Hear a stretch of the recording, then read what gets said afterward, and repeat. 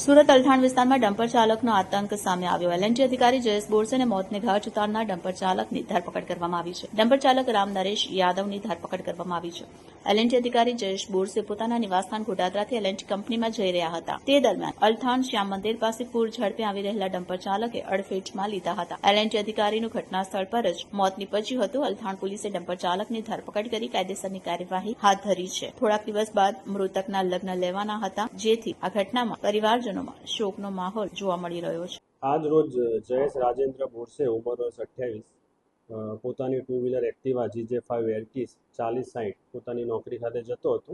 તે દરમિયાન અલથાણ શ્યામ મંદિરની પાસે એક ડમ્પર જે ફૂલ ઝડપે હતો તેની અડફેટે આવેલ, જે અનુસંધાને મરણજનાર Jayesh Rajendra Borse on the spot તેનું મરણ ગયું। એ પોતે પોતાના નિવાસ સ્થાનેથી એલએનટી કંપની છે હજીરા ખાતે આવી ત્યાં જતો હતો।